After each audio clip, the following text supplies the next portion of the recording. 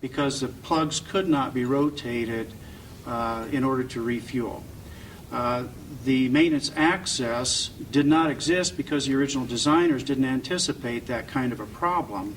And so in subsequent years, a large amount of effort was expended to gain that access, and even though it was limited, it was able to allow EBR-ll to solve the problem and continue on. But access to any sodium wetted or sodium cover gas occupied space is a very important issue for designers to consider in the future.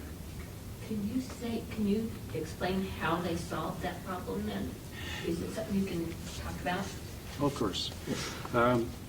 The access to the rotating plugs issue was solved at EBR-ll by drilling 3-inch diameter holes through the rotating plugs, solid plugs, concrete, approximately 4 to 5 feet thick, and through this small diameter long hole, access to the seal trough was obtained for the dip ring seals. Even at that, it was a long distance for operators to be able to get into. It was almost impossible to visually see what the problem was to resolve it. And so the access was gained in retrospect by drilling these 3-inch diameter holes and some holes on the side where it was access to the air side. There could have been pre-designed access ports of a larger size to allow inspections, to allow easier manipulation of tools and equipment, and that's what I would suggest that future designers consider, not just for rotating plugs, but for any kind of sodium wetted or sodium cover gas contacted system. Another thing to consider, especially as you go towards decommissioning of a plant, is the ability to drain various systems. With EBR-ll, there was really no thought towards how would the system eventually be drained of sodium once you were done with it. And that capability would have been very valuable, even during operation in several cases where it would have allowed us to do more things inside the reactor tank, perhaps even draining enough just to be able to visualize things using cameras. With respect to access, it is very important to have adequate access for maintenance of sodium systems. The radioactive sodium chemistry loop is sort of like an afterthought. So there was limited space to install that system.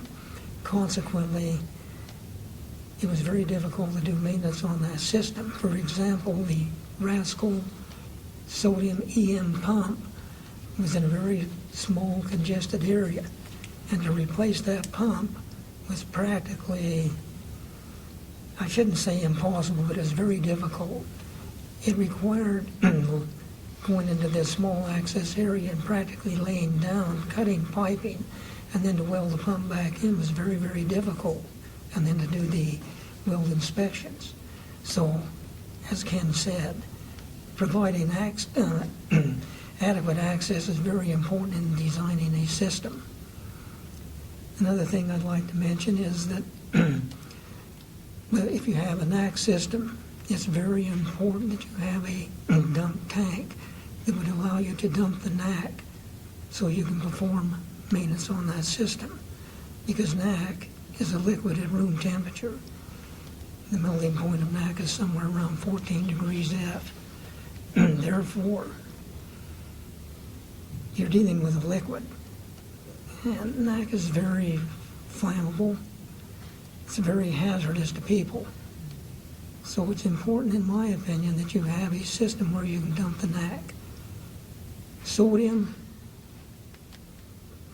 it would be convenient to be able to dump the sodium, but many systems you can't.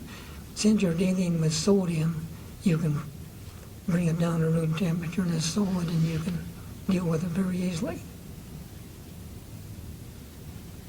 One thing to mention too is in the one problem that cropped up during the operation of EBR-2 was the fact that many of the instruments and sensors in the primary systems were essentially inaccessible and almost irreplaceable once if they failed. We were able to operate in part because we found other ways of measuring things when a sensor would no longer function. I think it's very important that if you have these systems where your instrumentation is not going to be replaceable, that you have backups, have redundancy in that type of instrumentation.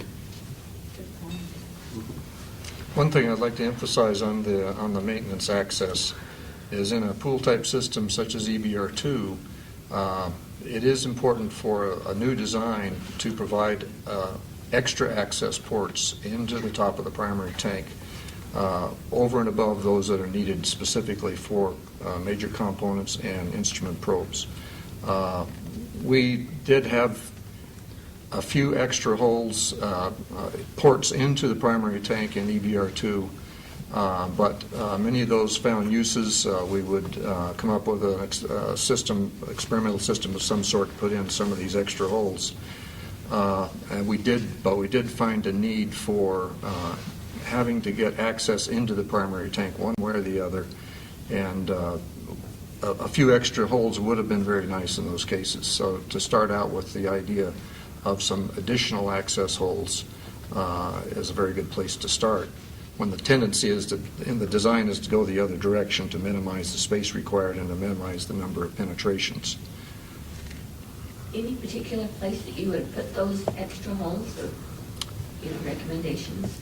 You, in a configuration similar to EBR-2, it would be advantageous to have both holes, extra access holes located over the core region as well as outside of the reactor system itself in the primary tank, external to the reactor vessel.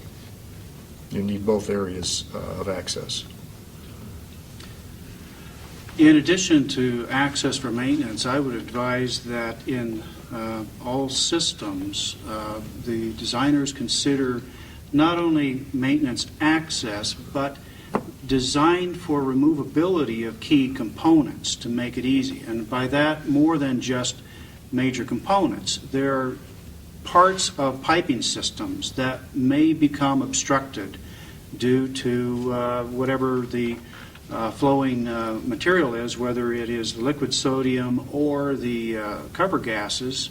I can relate a specific example with the fuel unloading machine that had an argon gas flow to cool the fuel assemblies as it was removed from the primary tank, but that flow was discharged through a relatively small diameter pipe, and the pipe was welded to the inner component of the fuel unloading machine, and that pipe had a couple of elbows in it that accumulated deposits of sodium hydroxide, sodium oxides, and eventually restricted the flow path to the degree that we could not get the flow through there. What I'm recommending is access would be one thing to help be able to remove that, but it would be even advantageous to make components like that completely removable and quickly removable, so that the mechanics could remove a difficult component and replace it in a very short time period and completely eliminate the obstruction or the cause of the flow restriction. Maintaining sodium purity is such a challenge in a sodium plant. Anytime you have a potential sodium-air interface, it's covered with an inert gas, in the case of EBR-2, argon.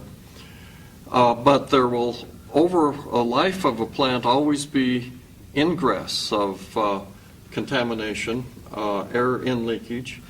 And the instrumentation to detect that is exceedingly important. Techniques for cleaning the sodium of that contamination are very important. And as